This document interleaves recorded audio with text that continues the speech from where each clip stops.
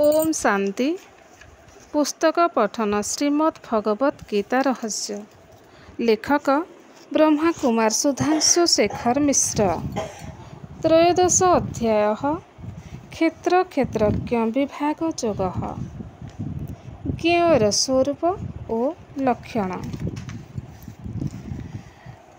वर्तमान प्रकरण रे एही अध्यायर 1200 रु 1700 श्लोक पर्यंत 6टी श्लोक जो ज्ञेय तत्वर वर्णना चली ताहा तृतीय पुरुष रे रचित।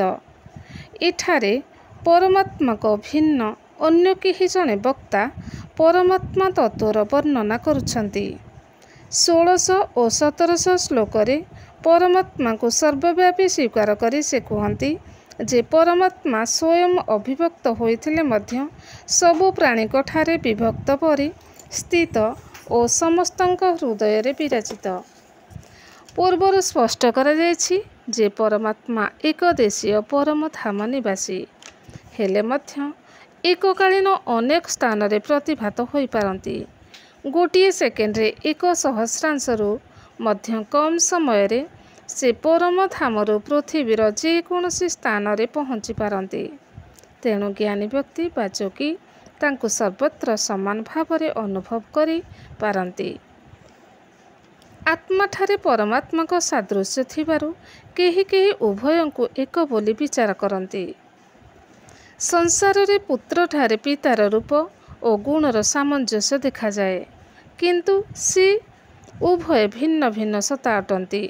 सृष्टि रे स्रष्टार रूप और गुणर समानता थिले मध्य सेथिरे स्वयं व्यापक न थांती।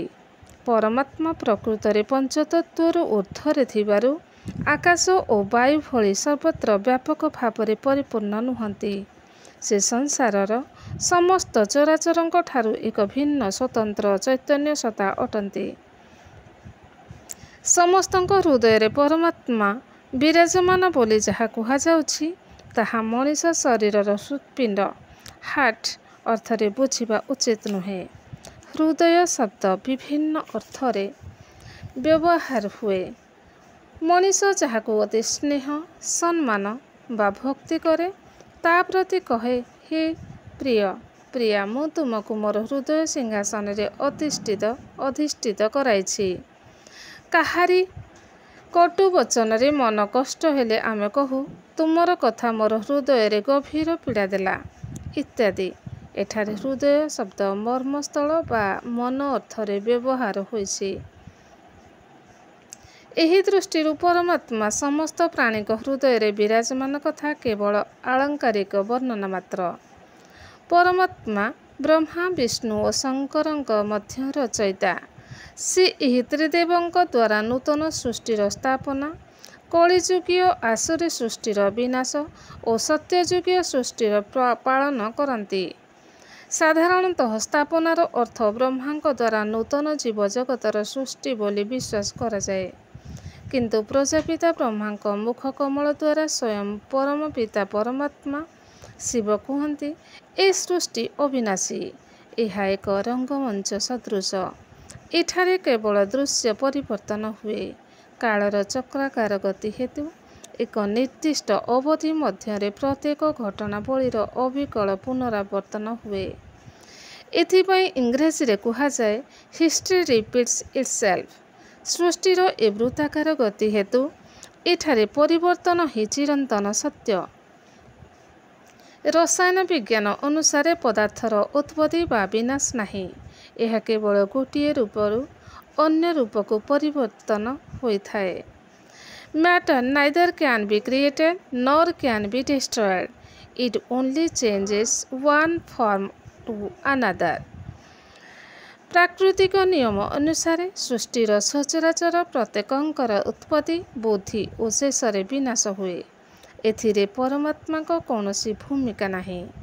मनुष्यर संस्कार और कार्य व्यवहार अनुसार प्रकृति प्रभावित हुए।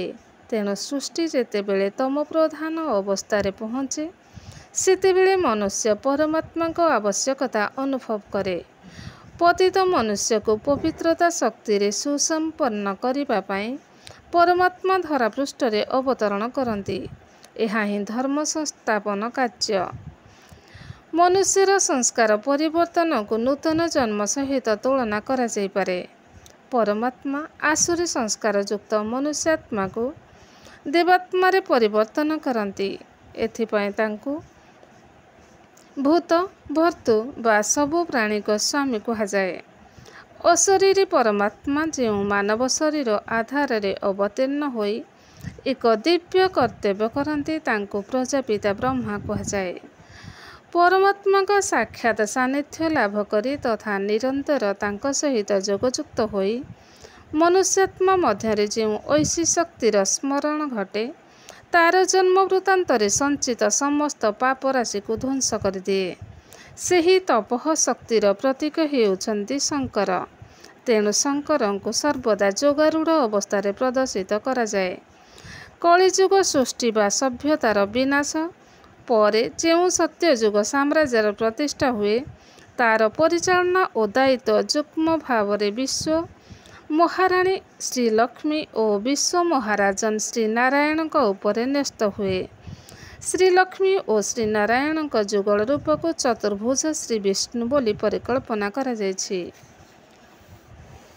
ସୃଷ୍ଟିରେ ଅବତରଣ କରି ପରମାତ୍ମା ତ୍ରିଦେବଙ୍କ ଦ୍ୱାରା ଏହି ତିନି ଦିବ୍ୟ କର୍ତ୍ତବ୍ୟ କରୁଥିବାରୁ ତାଙ୍କୁ ତ୍ରିମୂର୍ତ୍ତି ଶିବ କୁହାଯାଏ।